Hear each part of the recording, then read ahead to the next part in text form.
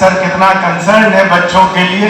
Sir का बहुत हृदय से आभार व्यक्त करता हूँ। ये बच्चे हमारे देश का भविष्य है, इनको जितना प्रोत्साहित किया जाए, जितना इनको हम लोग मोटिवेट करें, यही हम सबका लक्ष्य है। और सर का बहुत विशेष आभारी हूँ, सर ने समय निकाला, सर इस कार्यक्रम में आए। सभा में उपस्थित आदरणीय श्री JPS राठौड़ साहब, आदरणीय मंत्री जी, आदरणीय हमारे भाई श्री दयाशंकर सिंह साहब, आदरणीय मंत्री जी, आदरणीय श्री अवनीश कुमार सिंह साहब, हमारे MLC साहब, आदरणीय श्री SKD सिंह साहब, हमारे भाई मनीष जी, हमारे भाई आशीष, यहाँ प्रिंसिपल, यहाँ पर सभा में उपस्थित सभी पेरेंट्स एवं माय डियर स्टूडेंट्स, सबको एक सबसे पहले तो मैं कॉन्ग्रेचुलेट करता हूं to all the children who got the award. God bless you all. बहुत अच्छा आप लोगों ने प्रदर्शन किया। मनीष अभी बता रहे थे कि 200 बच्चों से ज्यादा 90% आए हैं। It's a matter of honour. ये हम लोग के लिए बहुत हर्ष की बात है, लखनऊ के लिए बहुत हर्ष की बात है, पूरे प्रदेश के लिए बहुत हर्ष की बात है कि इतना अच्छा एक इंस्टीट्यूशन कार्य कर रहा है कि जहां 200 बच्चे जहां 90% से ज्यादा नंबर लेके आ रहे हैं। ये बच्चे हमारे देश का भविष्य है। आने वाले 10 वर्षों बाद, अगले 30 वर्षों 40 वर्षों तक ये देश आपके कंधों पर रहेगा। इस देश को आपको आगे लेके जाना है। इसलिए हम लोग सब लोग समय निकालकर, हर समय हम लोग का प्रयास रहता है कि आपको प्रोत्साहित किया जाए, आपको मोटिवेट किया जाए, और जो आपने इतनी मेहनत करी है उस मेहनत को रिवॉर्ड दिया जाए। जितना आप आगे बढ़ेंगे उतना ही ये देश आगे बढ़ेगा। ये देश का भविष्य आप लोगों के कंधों पर है। आने वाला समय, जैसे मनीष कह रहे थे, बहुत इंपॉर्टेंट समय है। आने वाले चैलेंजेस बच्चों के लिए बहुत डिफरेंट तरीके के हैं। मैं अभी बच्चों से पूछ रहा था तो कोई बच्चा साइंटिस्ट, डाटा साइंटिस्ट बनना चाह रहा है, किसी बच्चे का IIT मद्रास में एडमिशन हुआ, कुछ बच्चे डॉक्टर बनना चाह रहे हैं, कुछ बच्चे साइंटिस्ट स्पेस रिसर्च में जाना चाह रहे हैं। ऐसे ही बच्चे हमारे देश को आगे लेके जाएंगे। सबको बहुत बधाई देता हूँ, बहुत बधाई देता हूँ। हिंदुस्तान 1947 में जब आजाद हुआ था तो हम कहाँ थे? यहाँ पे बच्चे बैठे हैं, बच्चों से जरूर मैं बात कहता हूँ, जब हमारा देश आजाद हुआ था हम कहाँ पे थे?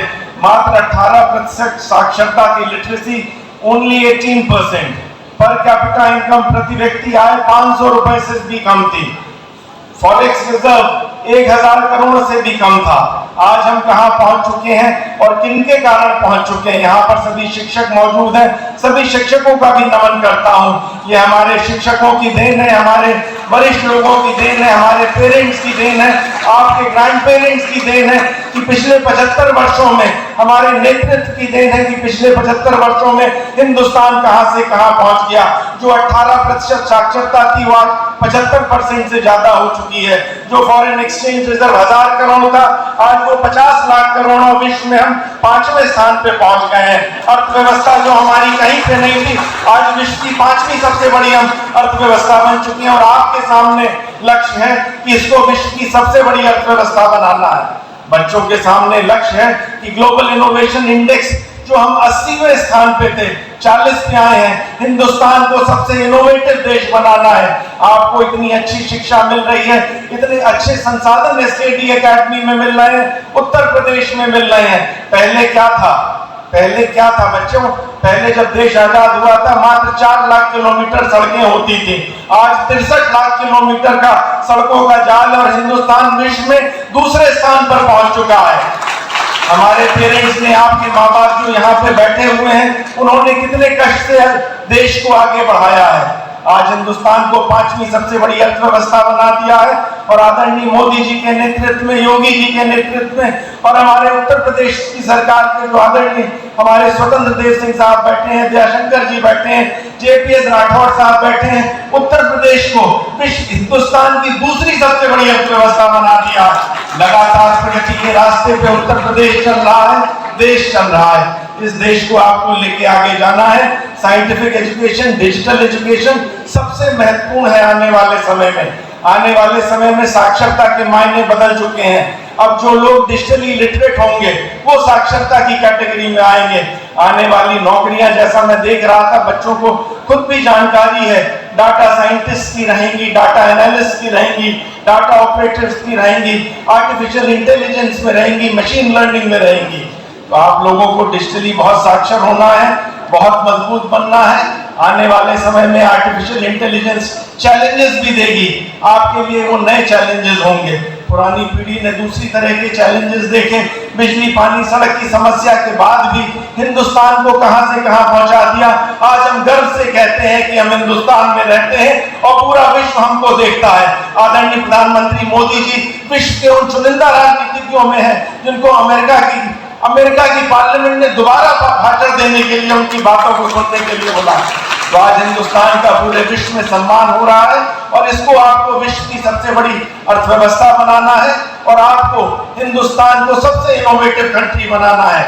स्टार्टअप्स युवाओं के कारण, जहां digital India movement, startup India movement शुरू हुआ 2014-15 में आदरणीय मोदी जी द्वारा, तो मात्र 500 स्टार्टअप थे। आज आपको जान के हर्ष होगा, ही हमारे युवाओं की शक्ति के कारण हिंदुस्तान विश्व में दूसरे नंबर पे सबसे ज्यादा स्टार्टअप वाला देश आ गया। 1 लाख से ज्यादा स्टार्टअप हिंदुस्तान में सेटअप हो गए हैं। युवाओं के पास एनर्जी है, सबसे ज्यादा नए आइडियाज हैं, सबसे ज्यादा नए कुछ करने की इच्छाएं हैं। इसीलिए हम लोगों का सबका यही दायित्व है, जिस दायित्व का सारे लोग यहाँ बैठे हुए हैं, वरिष्ठ लोग निर्वहन कर रहे हैं कि आपको सारे संसाधन उपलब्ध कराए जाए, आपको मोटिवेट किया जाए, आपको प्रोत्साहित किया जाए। हिंदुस्तान एक युवा देश है, 100 करोड़ की आबादी 35 वर्ष से नीचे है। आने वाले 25 वर्षों तक हम विश्व के सबसे युवा देश रहेंगे। यही हमारी सबसे बड़ी शक्ति है और इस शक्ति का हमको उपयोग करना है।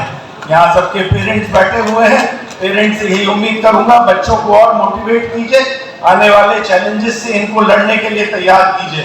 2-3 चीजें बहुत ही इंपॉर्टेंट हैं, पोल्यूशन, एनवायरमेंट, हेल्थ। एनवायरमेंट की ओर ध्यान बच्चों को देना चाहिए, क्योंकि आने वाले समय में जिस हिसाब से पोल्यूशन बढ़ रहा है, जिस हिसाब से ग्लोबल टेम्परेचर बढ़ रहा है, हर 10 साल पे 0.2 डिग्री जिस हिसाब से समुद्र का स्तर बढ़ रहा है, आने वाले समय में ये बहुत मेजर चैलेंज होगा।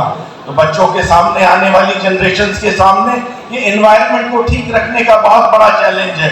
इसके लिए अवेयरनेस होनी चाहिए। बच्चों से हमेशा मैं अनुरोध करता हूं कि प्लांटेशन करें, साइकिल से स्कूल जाएं, प्लांटेशन करें, बिजली का खर्च बचाएं, पानी का वेस्टेज ना करें। इन सारी चीजों में बहुत एनर्जी वेस्ट होती है। प्रदूषण जिस हिसाब से बढ़ रहा है, 60 लाख लोग विश्व में प्रतिवर्ष प्रदूषण के कारण मरते हैं, जिसमें 24 लाख खाली हिंदुस्तान में है। तो इन चीजों के प्रति जागरूक होना पड़ेगा, बच्चों को जागरूक होना पड़ेगा। आने वाला समय आपका समय है। दूसरी चीज, बच्चों के स्वास्थ्य के लिए हम लोग हमेशा चिंतित रहते हैं, बट हिंदुस्तान को आज की तारीख में बड़े अफसोस के साथ कहता हूं, diabetes capital of the world कहा जाता है। 10 करोड़ से ज्यादा लोग डायबिटिक हैं, 35 करोड़ से करीब लोगों को ब्लड प्रेशर की समस्या हो रही है। हमको बच्चों को, युवाओं को प्रेरित करना है, पढ़ाई करें, पढ़ाई के बाद खेल के मैदान में हो और अपने आप को स्वस्थ रखें। जितना युवा हमारा स्वस्थ रहेगा, हमारा देश उतना मजबूत रहेगा। इसकी जिम्मेदारी बच्चों पे भी है, हम सब पे भी है, और जितने यहाँ पेरेंट्स बैठे हैं उनके ऊपर भी है। आप सबसे अनुरोध करता हूं, आने वाले चैलेंजेस के लिए बच्चों को स्वस्थ रखें, बच्चों को जागरूक करें कि पढ़ाई तो बहुत इंपॉर्टेंट है, पढ़ाई के साथ इन्हें स्वस्थ भी रहना है। और जितना अच्छा प्रदर्शन बच्चे करेंगे, जितना इनको हम मोटिवेट करेंगे, देश हमारा उतनी ही तेजी से बढ़ेगा। आज गर्व से हम लोग कहते हैं, आदरणीय मोदी जी के नेतृत्व में हिंदुस्तान विश्व की सबसे तेज गति से बढ़ने वाली अर्थव्यवस्था है। पूरा विश्व 3.5% की गति से बढ़ रहा है और हिंदुस्तान 7% की गति से बढ़ रहा है। इसी गति से हिंदुस्तान बढ़ता रहे। बच्चों के ऊपर ये बड़ा भारी जिम्मेदारी है, हिंदुस्तान को आगे लेके जाना है, विश्व की सबसे बड़ी अर्थव्यवस्था बनाना है। प्रति व्यक्ति आय जो 500 रुपए हुआ करती थी आजादी के समय, आज लगभग 2 लाख रुपए है। हमको अमेरिका और इंग्लैंड के बराबर, जो लगभग 45 लाख है, ये करने का हमारा लक्ष्य होना चाहिए। एक बार इसी के साथ फिर से एसकेटी एकेडमी यहाँ परिवार में उपस्थित सभी लोगों को धन्यवाद देता हूँ, बधाई देता हूँ इतने अच्छे कार्यक्रम के लिए, बच्चों को प्रोत्साहित करने के लिए। परम आदरणीय श्री स्वतंत्र सिंह साहब का, आदरणीय राठौड़ साहब का, आदरणीय दयाशंकर जी का, अविनाश जी का, सबका बहुत आभारी हूँ कि आप लोग सब लोगों ने समय निकाला और बच्चों को मोटिवेट करने के लिए आए। ये मैं जानता हूँ बच्चों के लिए यह मील का पत्थर साबित होगा। जय हिंद, जय भारत, भारत माता की, भारत माता की।